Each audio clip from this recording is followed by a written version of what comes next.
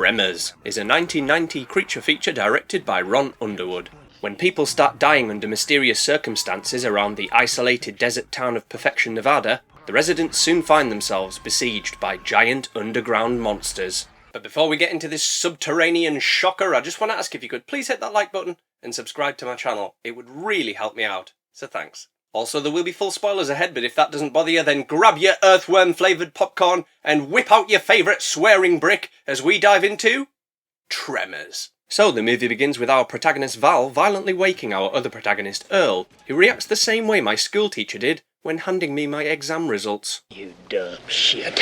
Then they argue who cooked breakfast yesterday, with Earl saying, "Don't you remember? I cooked the back half of a whale shark." But Val's like, "Nah man, you're off your fucking head. I cooked the front half of a whale shark." So they play rock, paper, scissors and Val loses, so I guess he has to cook something really fancy like beans and sausages. Being handymen, they do odd jobs for the locals, like fixing a fence while drunk. Then on their way back to town, they run into a seismology student working in the desert called Rhonda, who, oddly enough, likes to eat yogurt with her nose. So she says, "Hey, aren't you those guys that go around blowing up cows with dynamite?" We deny everything. She also tells them that she's had some unusual seismology readings, and asks the guys if there's been any drilling or blasting in the area lately. And Val's like, "Well, apart from that cow we blew up the other day, no, we haven't seen or heard anything." And Rhonda's like, "Must be giant underground monsters or something then. Thanks anyway, I'll see you later." Val and Earl then arrive at their local town called Perfection, which doesn't look like perfection to me. I don't see a KFC or a Mackey's anywhere. Where am I supposed to get me chicken nuggets at? Hey? Hey? Then we're introduced to some of the locals. Melvin, the teenage dipshit, the cheapskate store owner, Walter Chang, and paranoid gun enthusiasts, Heather and Bert. The latter of which is complaining to Walter that the bullets he sold him aren't bullety enough. But Val and Earl ain't got time for this jibber-jabber, so back to work they go, bulldozing rubbish and drinking out of a toilet. Then Val says, "What the hell is that smell? Oh, Earl, did you just let one rip?" Yep.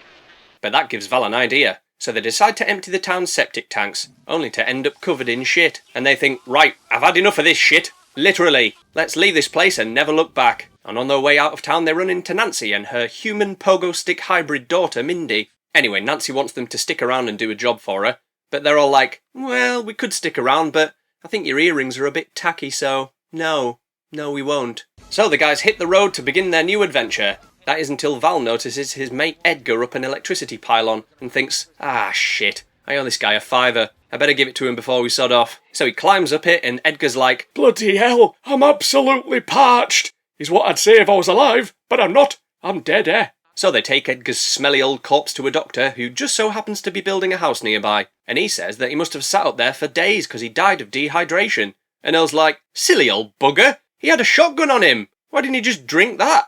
Elsewhere, and half-dead skeleton Fred is tending to his ground beef patch when his sheep start kicking up a fuss.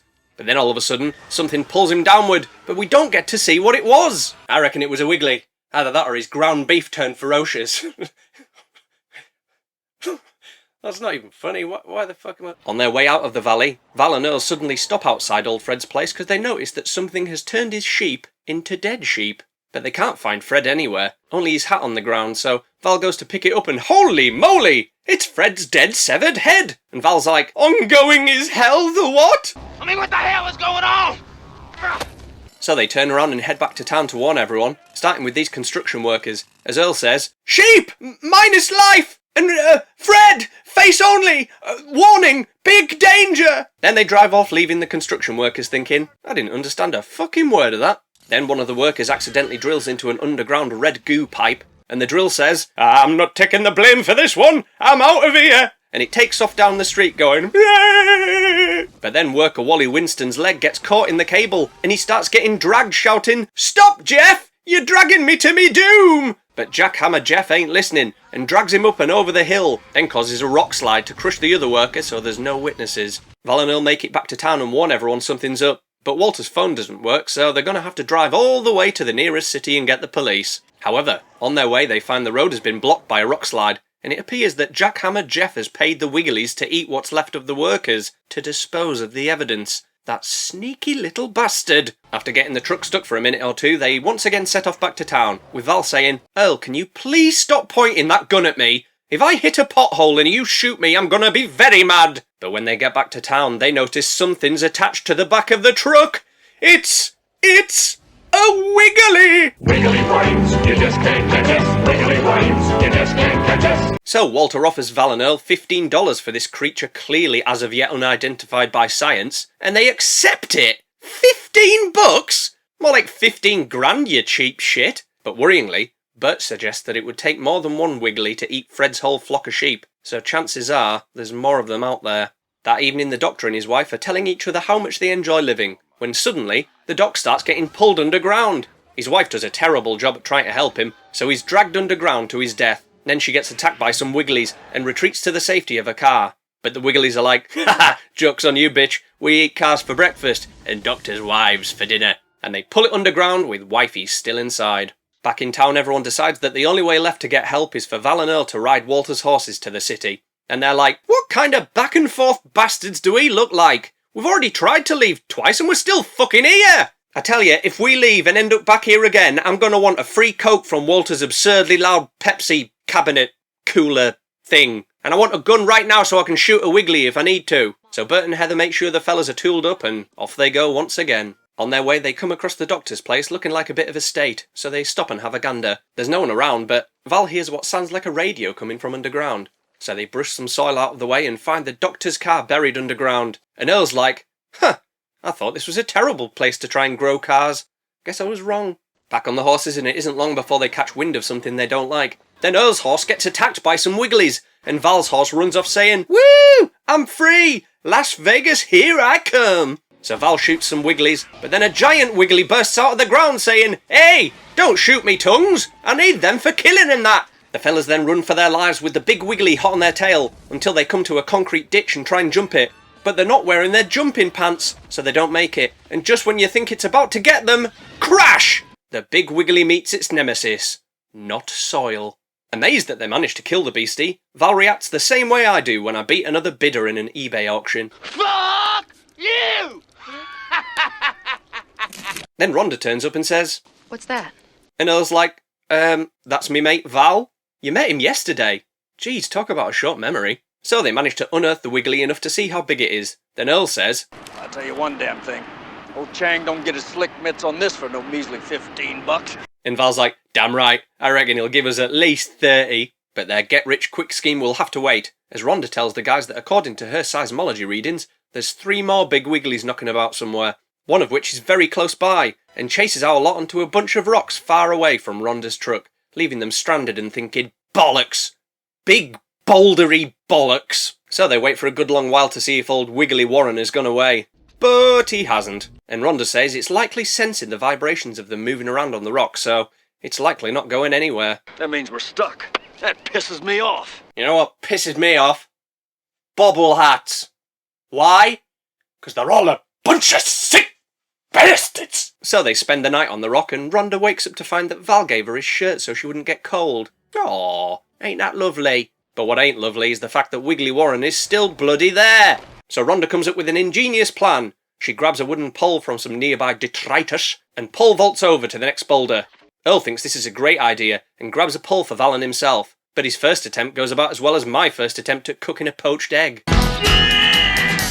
Eventually they get the hang of it though, and pole vault in unison to Rhonda's truck. Then as Wiggly Warren starts to attack, they take off back to town. Back at town, Walter and Melvin are trying to come up with a name for the creatures, but Val's like, I told you guys, they're called Wigglies! I like snakeoids. Guys, they're called Wigglies! Getting frustrated, Val explains to everyone that the monsters are making their way down the valley towards the town, so they've got to get out before it's too late. Graboid, that's it, graboid. How many times do I have to tell you, Walter? They're called fucking Wigglies! But Val hears Melvin outside saying that he prefers the name Graboids and thinks, right, this time he's going to get a damn good thrashing. So they go outside and find Melvin clinging to a lamp post. Hello, lamppost. What you knowin'? I've come to watch your power flowing. Then suddenly a big wiggly bursts out of the ground so everyone scatters. Unlucky for Rhonda, she gets caught in some barbed wire and starts getting reeled in by a big wiggly. But Val runs over and pickaxes it in the head, giving him time to save Rhonda. He tells her to take her pants off and she's like, Val? Now is not the time! But he says, I'm trying to save your life, dumbass. So she does and they get away. So they're all back in Walter's store and trying to keep as quiet as a mouse with a silenced pistol. That is until Walter's Pepsi cabinet cooler thing starts going mental, like it's just woken up from a nightmare about flesh-eating parsnips. So they try and unplug it as quick as they can, but they aren't fast enough and a Wiggly breaks through the floor and eats Walter, with Val saying, "Walter! If you're dead, can I have that can of Pepsi for free?" "No, you fucking can't. Just leave the money on the till."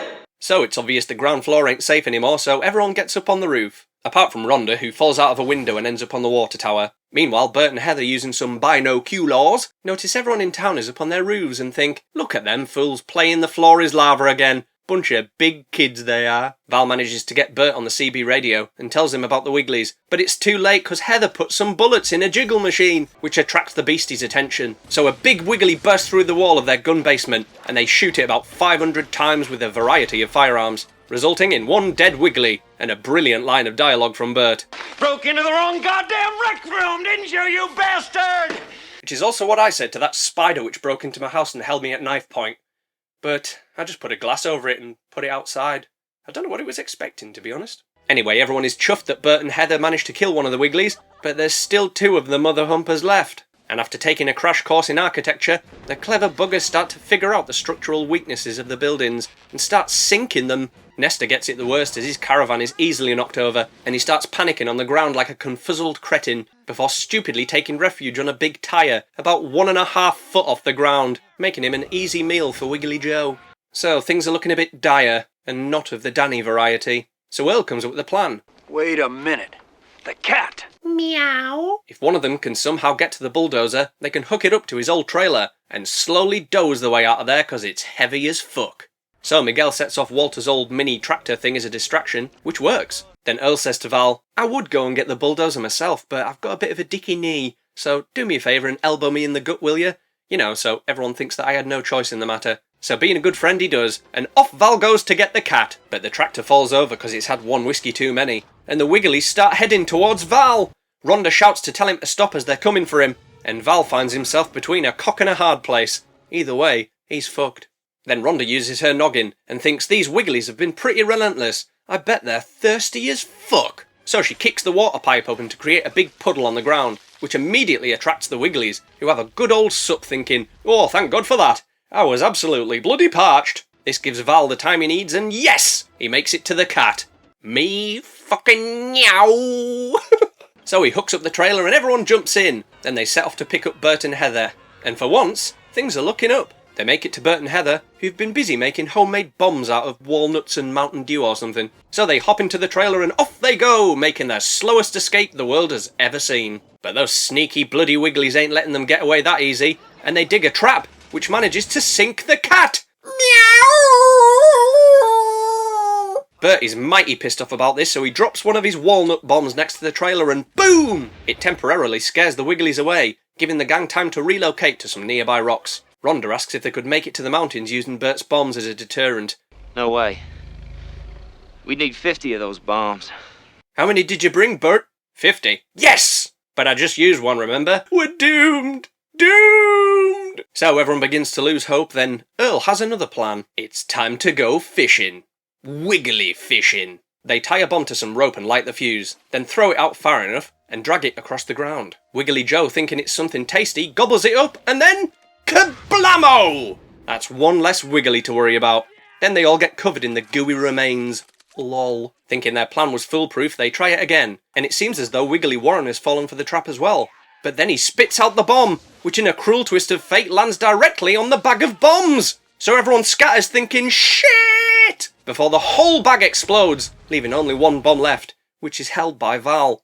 But how the hell did Rhonda, Val and Earl get so far away from the rocks? Rhonda and Val tell Earl to throw the bomb so they can make it back to the rocks, but Val knows this is their last shot, so he takes a punt and starts legging it away from the rocks, saying, I got a goddamn plan! So they keep running with Wiggly Warren not far behind them, until they get to a cliff, with a really big drop below. They wait for the beastie to get closer, then Val lights the fuse and throws it, but it lands and explodes behind it, forcing the worm into top speed. Then at the last second, Val jumps out of the way and Wiggly Warren goes straight out the side of the cliff, with Val saying, "Gravity will be your downfall, you shit!" Then it goes splat on the rocks below, like a big inflatable carrot filled with carrot juice. So the day is saved, everyone goes back home to what's left of their homes, Earl continues to be the best because he is the best, and Val gives Rhonda a nice big kiss as they've grown to like each other very much. Lovely it is. Bloody lovely. End of movie. Unsurprisingly, Tremors is also one of my favourite movies of all time. And I know what you're thinking. That's what you said about Deep Blue Sea last week. Yeah, I did. And I'm saying it again because it's true. I don't actually think I'm capable of saying a negative thing about this movie, so I won't. Like the name of the town in the movie, to me, Tremors is perfection. So, Tremors, what did you think of it? Did you like it? Did you love it? Let me know in the comments below, and if you could please hit that like button and subscribe to my channel, it would make me very happy. But above all else, thanks for watching. Now here's some outtakes for you. I reckon it was a wiggly. Either that or his ground beef turned ferocious.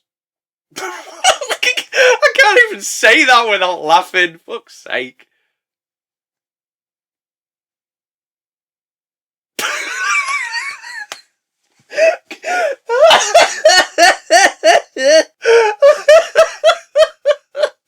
I don't know why ground beef makes me laugh so much.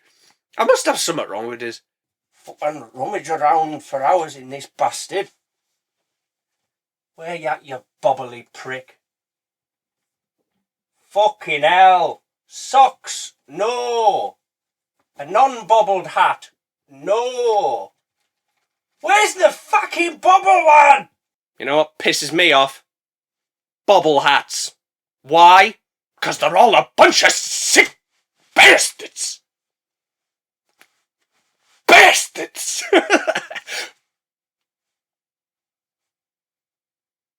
Bastards! Oh, God, that one hurt me neck. Oh! Urgh. Fucking give myself neck cramp from doing bastards!